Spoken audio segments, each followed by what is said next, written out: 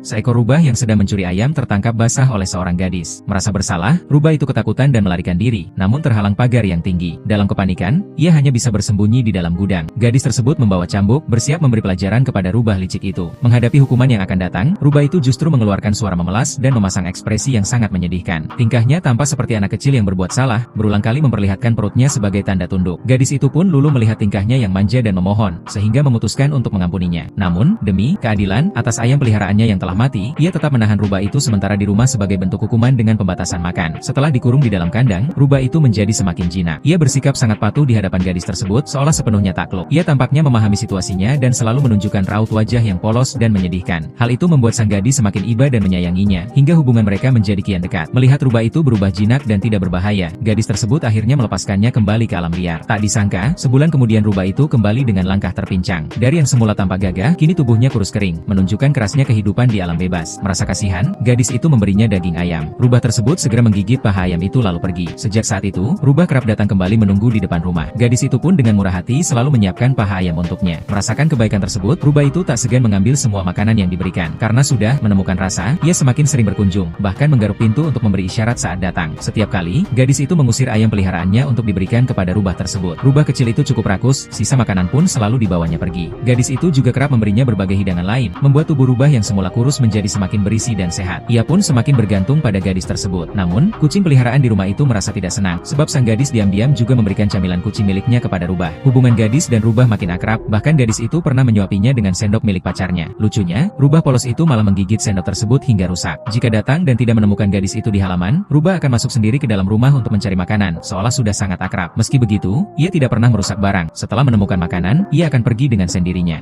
Gadis itu sampai membiarkan pintu terbuka agar rubah bebas keluar masuk, bahkan membuatkan sarang kecil di halaman, menganggapnya bagian dari keluarga. Sebagai balasan, rubah itu membantu menjaga rumah, bahkan ikut menangkap tikus bersama si kucing. Suatu malam, gadis itu mendapati ada satu rubah lain di halaman. Ternyata, ia membawa pasangannya untuk ikut menumpang makan. Gadis itu justru senang dan menyiapkan jamuan khusus untuk mereka. Di bawah perawatan gadis tersebut, hubungan kedua rubah itu semakin erat, hingga mereka berkembang menjadi satu keluarga kecil. Sang gadis pun tanpa sadar menjadi pelindung bagi keluarga rubah itu. Ia tak pernah menyangka, awalnya ingin melindungi ayam-ayamnya dari pencurian, namun justru seekor rubah dengan cara uniknya berhasil memenangkan hati dan bahkan menghabiskan ayam-ayam di rumahnya. Dari seekor pencuri licik menjadi sahabat yang jinak, rubah itu memperoleh kasih sayang sang gadis, dan gadis itu pun mendapatkan kehangatan dari sebuah ikatan tak terduga.